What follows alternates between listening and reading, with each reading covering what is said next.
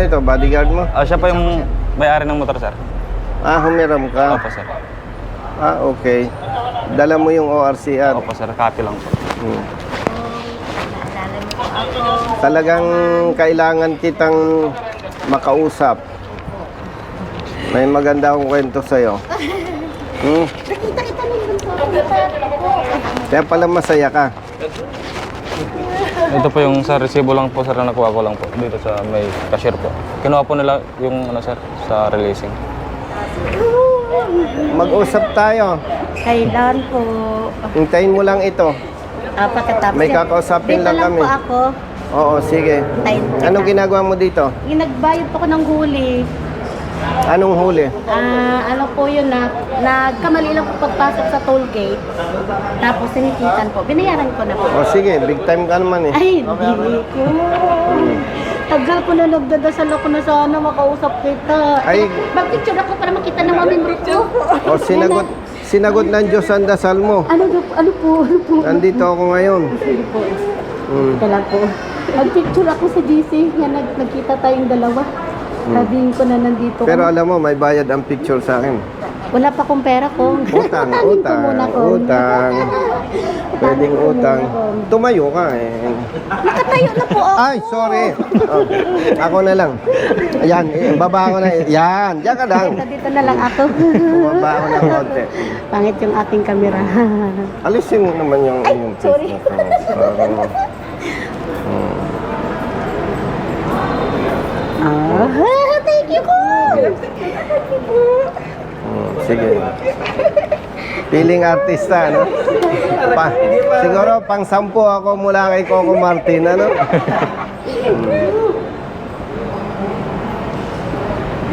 Thank you po. God bless po. Brother, thank you. May utang kayo ha, tig-isa ha. Ako po, hintayin kita ngayon. Sige, sige. Punta lang kami kay Sige po. Director Ay, Almora. sa baba. Okay. Salamat. Papapicture ka din? Thank you, sir. Gamay talta ito. Gamay talta.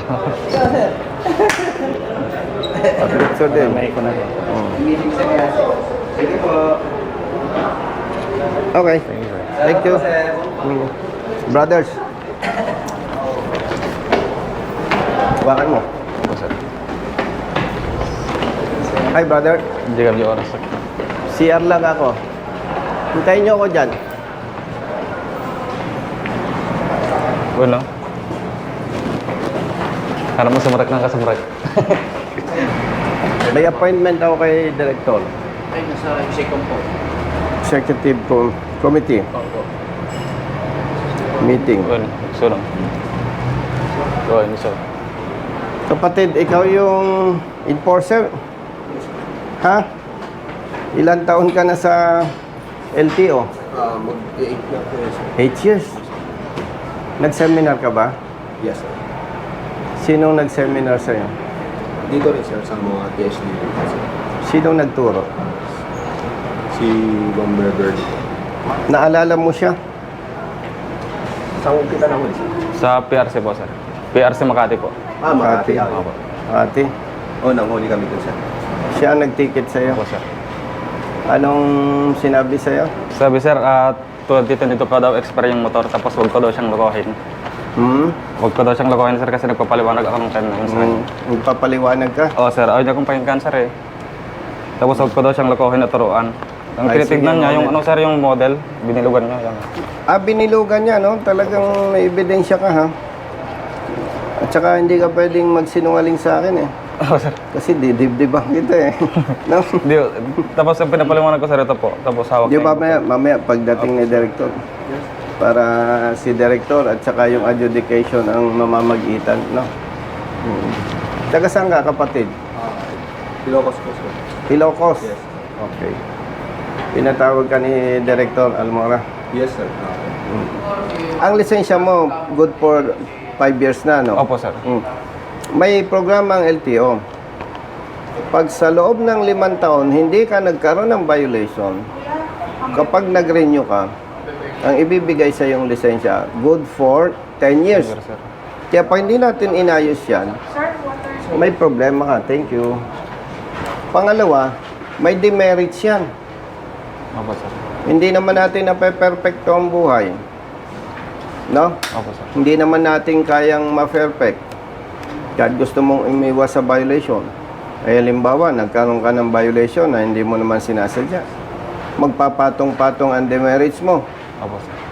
Di ba? Opo, sir. Gaano katagal yung 5 taon? Matagal yun.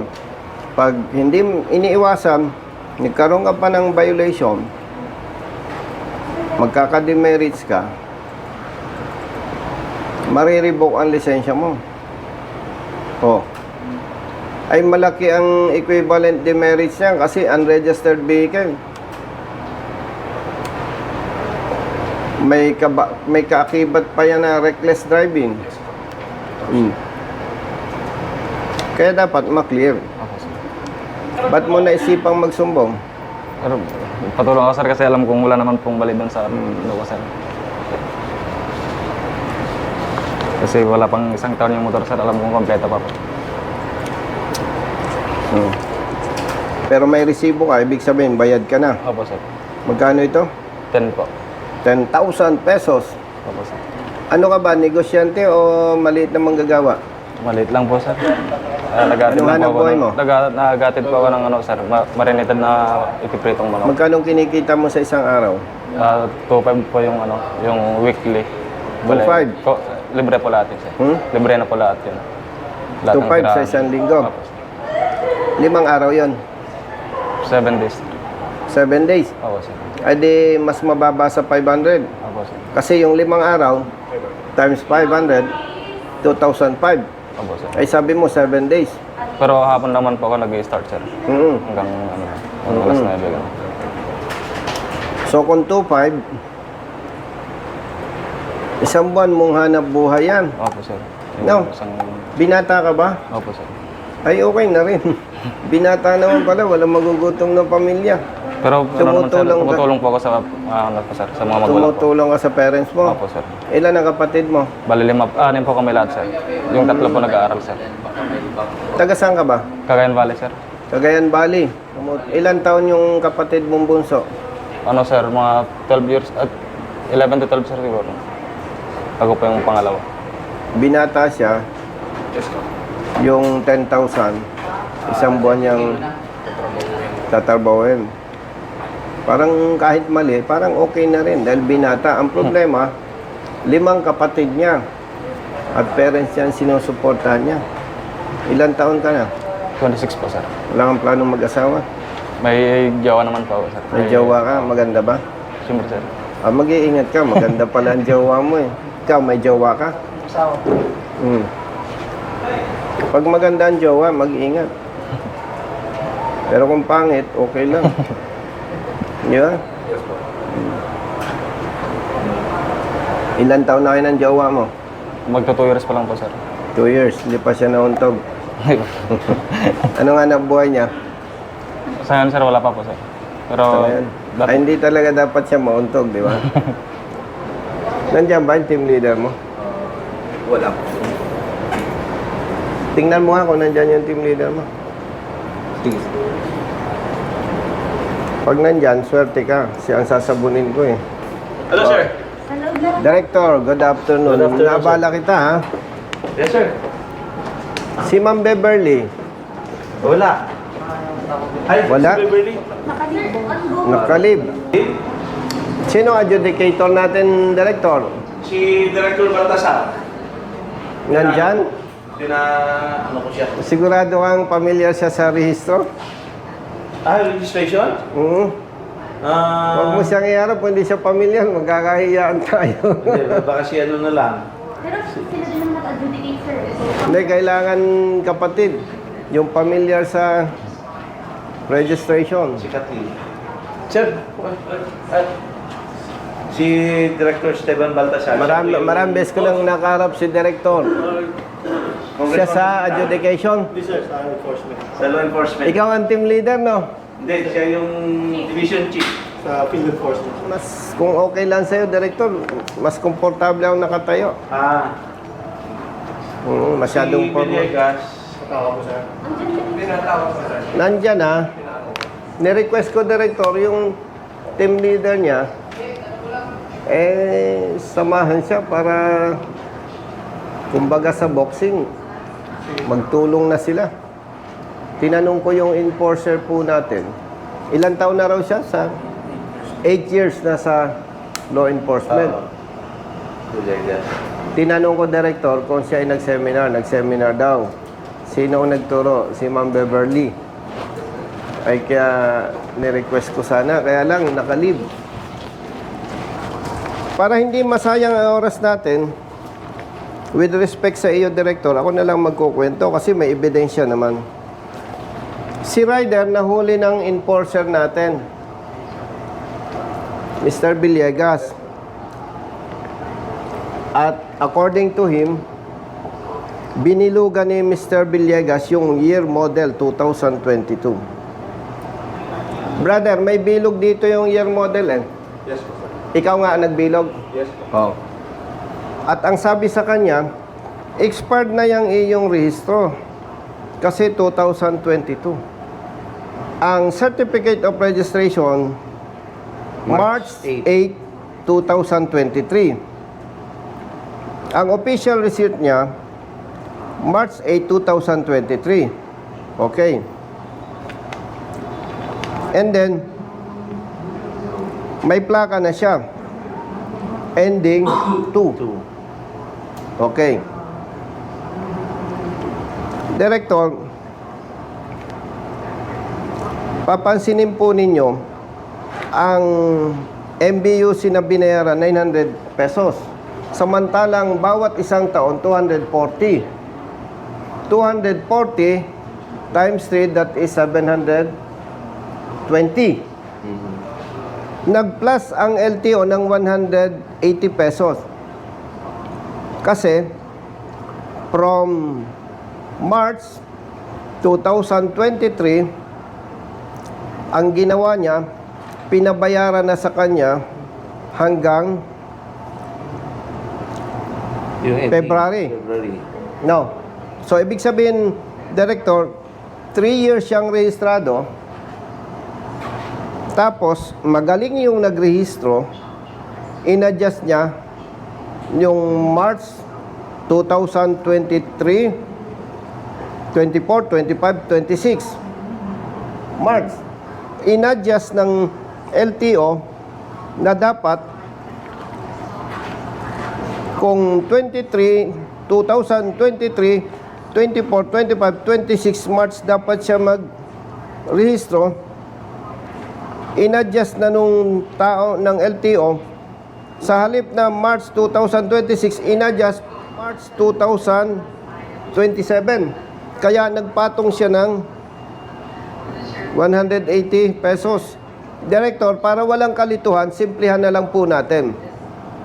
Rehistrado ang motorsiklo ng 3 years.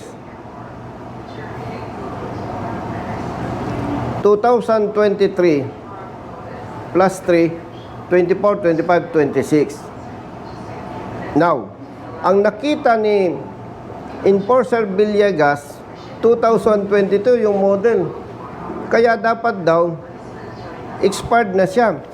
Etong ebidensya, Director. Tinikitan siya ni Mr. Villegas. Unregistered. Yan. Oh. Unregistered MB. Perma mo ba ito, kapatid? Yes, sir. Kahit, Director, ang date ng siya ay nahuli is June 13, 2024. Kapatid, alika. Rehistrado siya ng March 2023. Ang official receipt niya, March 2023. Yes, sir. Ang binayaran niya sa MBUC, 900 pesos. Motorsiklo, 3 years. Yung ibang detalye, kahit hindi natin pag-usapan, malinaw na siya ay rehistrado hanggang 2023, 24, 25, 26. Ngayon, siya ay hinuli ng enforcer ninyo ng June 13, 2024. Bagaman at ito ay for investigation pa rin sa parte ng adjudicator. Ang tanong natin, nagbayad siya ng 10,000 assuming for investigation pa ito, kaya ang term na ginagamit ko, Director, assuming after the investigation na nakita mali ang apprehension ay ang rider nagbayad na ng 10,000, what will be your recommendation, Director? Why did you admit the initial charge if you are not guilty of the offense? Bakit niya binayaran? Siyempre, mas marunong ako sa kanya. Yeah. No? Yeah. Una, hindi natin siya pwedeng questionin sa ganung bagay. Why? Dapat ang ating enforcer marunong. Hindi natin pwedeng i-expect na ang motorista ay marunong kaysa enforcer. So, dahil nagtitiwala siya na tama ang huli, nagbayad siya. Okay. Now, in-advise sa nung kasama, nung may-ari ng motorsiklo, mali yan, tumawag ka kay Congressman Busita. So, we evaluated the documents. Uy, mali nga. Huwag nating ipasa yung bola, Director, sa motorista. Ang tanong dito, Director, base sa ebidensya, base sa rehistro, mali ang huli ng enforcer ng LTO. Ganun lang yun. Now, in this case of our friend, driver was apprehended by the law enforcer, hindi siya nag-contest. Hindi pwedeng ganon ang atake. Kasi, Director, pag ganon ang atake, walang public service doon. Why? For so many times, na ipakita natin, there are personnel of LTO, hindi alam yung tamang pagpapatupad ng batas. Ano pang i-expect natin sa motorista? Gusto ba nating sabihin, ay marami kaming enforcer na hindi marunong, dapat ang motorista marunong? No. Ang usapin na lang dito, Director, simplihan natin sa ngalan ng public service, tama o mali ang huli? Ganito, the law enforcer, just like you when you're still in the highway patrol group, in the performance of your duty, you enjoy the presumption of regularity in the performance of duty. Pero hindi yan, Basta absolute. mahuli ka, yeah, that's correct. Hindi yan absolute. That presumption lang. Regularity in the performance of duty is a presumption. Presumption. But who will rebut that presumption now? Apprentice. Yes, that's why, kaya nandito kami. Maging patas tayo in the name of service, Director. Kung yung enforcer natin hindi marunong, what can we expect from the motorist? Now, meron tayong advokasya.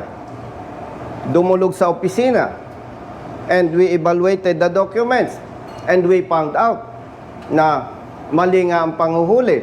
So, wag na natin pahabain, Director. Simplihan na lang natin. Sa ngalan ng public service, mali ang huli. Ngayon, nakagbayad siya ng 10,000. There is now a protest after the case was settled and paid and fine paid. So, ngayon, titingnan natin ngayon kung tama ba yung apprehension. Exactly. That is now your point, Congressman. That we will look now into the question whether or not the apprehension is correct. But insofar as the adjudication is concerned, since the apprehended driver did not contest the apprehension, instead, he admitted the offense charge. Huwag tayo doon, Director. Considering na nagbayad, you presume na ina-admit niya. Ang sinasabi ko nga, Director, kung ang enforcers ninyo, even district officers, marami ko nang napatunayan, hindi marunong magpatupad ng batas, what can we expect from the motorist? Now, kalimutan na natin yung issue na yon. What is the remedy? What is the Ngayon, remedy? kaya ni-request ko kay Director, iharap yung competent personnel. Kasi, hindi ko i-advise sa kanya na mag-file ka ng contest, attend ka ng hearing, balik ka, dahil sa current system ng LTO, Director, absent siya sa trabaho, attend siya hearing, absent siya for the resolution, after you find out na mali ang apprehension, cancel lang ang huli. Ay di, yung absences niya sa trabaho, hindi naman binabayaran. O, bakit ko i-advise na mag-contest pa? Ngayon pa lang, sa ngalan ng public service, we can easily determine na mali ang apprehension. Bakit natin paikot-ikutin pa? Ay may ebidensya na. Gusto ko, i-verify nyo ngayon to. Kung narehistro siya ng 2,000, kasi siyempre, Xerox lang ito, Director. O verify nyo kung totoo, rehistrado. Assuming, you found out, mali ang apprehension. Anong magiging recommendation nyo for the 10,000 pesos of the motorist? Ako, Sa ngalan ng public service, on my part, kung ako ang tatanungin mo, Congressman, since he admitted the offenses, no, huwag ganun. Director, with all due respect, huwag natin sabing since he admitted. Kasi ang punto dito, public service. Huwag na natin pag-usapan kung admitted, whatever. Ang pag-usapan natin, mali ang apprehension. Congressman, pag sa Congress ako, contempt na ako. Kung dulo ko sa committee mo, contempt na ako. Oh. Ay, wala tayo sa Kongreso. Director, ang pag-usapan natin, public service. I know, Congressman. Naintindihan po ba ninyo? Huwag na nating pag-usapan yung ibang anggulo. Ang usapin lang, mali ang huli.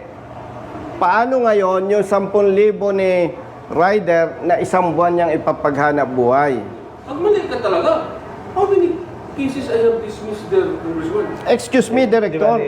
Ang sinasabi ko nga, sa ebidensya ngayon, kaya na nating sabing mali ang huli. Pero pag ganyan ang stand mo, Director, nire-respeto naman kita. Pero ang nararamdaman ko, kung ganyan ang posisyon ng LTO, walang public service dyan. Kasi dito pa lang sa ebidensya, makikita na natin mali ang huli. Ganito na lang, para hindi masayang ang oras natin pare-pareho. On behalf of the motorcycle owner, kung ako lang ang magsasalita, 100% mali na apprehension. Pero wala ako sa position dahil Xerox ang hawak ko.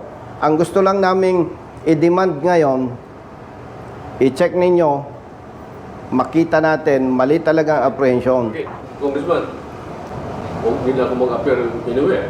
In your committee, ha? Huwag nila ako mag-appear doon, baka makonfirm. Baka bawian ko ito. Hindi, baka bawian ko siya doon eh. Di ba, I'm listening ko, hindi, I'm also formulating a course of action. Doon sa, kasi, okay, yung sabi mo, you are expecting us to do an investigation. We Yes. will do that. And we will also consider, find out, kasi nga, as far as dito, sa Adjudication. hindi na ma-reverse yung pagbayad niya. But there might be some accounting way, pero it will take time. Oh yes, I agree. It will take time. Maybe 1 year, 2 years. Yes, to Para maklaim yung 10,000.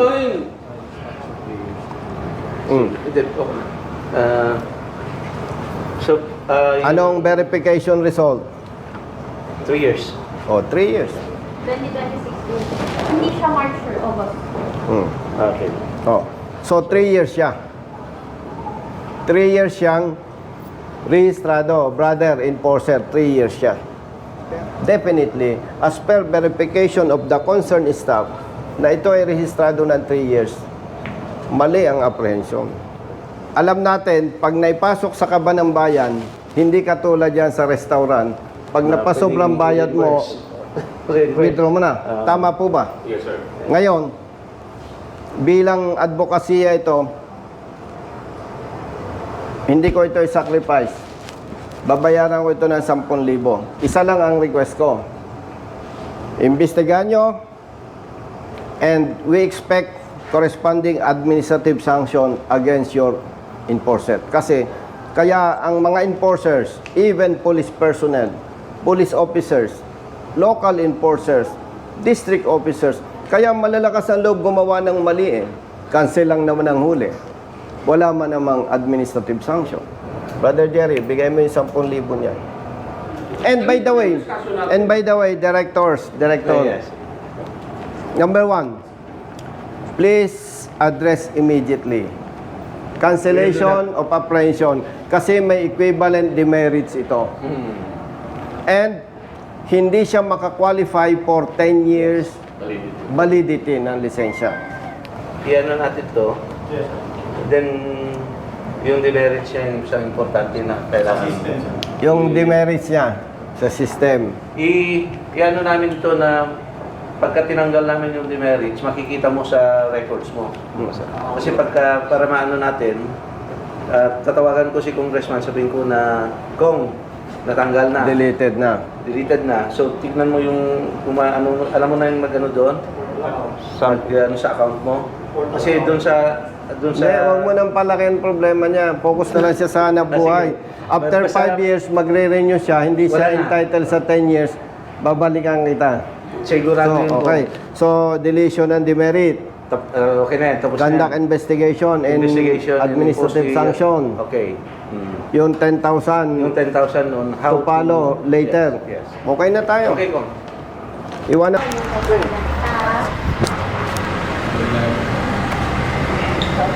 Balikan ko lang yung issue mo. Yung mga na-impound, may provisional authority yun. May decision po kami lahat. Pero in-impound. In-impound. Sa kanila po galing ang decision Mm. ko. Tapos binigyan nila kami ng prangkisa ng premium taxi, pero hindi po nila kami binigyan kung paano namin pamasada. Tapos sinabi nila, si Delgra pa nung time na yon. Hindi, ganito na lang. No? May problema din yung kaibigan ko. Parehas kami. Nasa akin na yung papers na. Okay. Hindi na tayo makikipag-usap sa kanila. Magsasampa tayo ng kaso. Opo. Tapos kahapon kong upo na ako sa sa Sandigan Bayan, nag-hearing kami ni Executive Director sa Sandigan Bayan.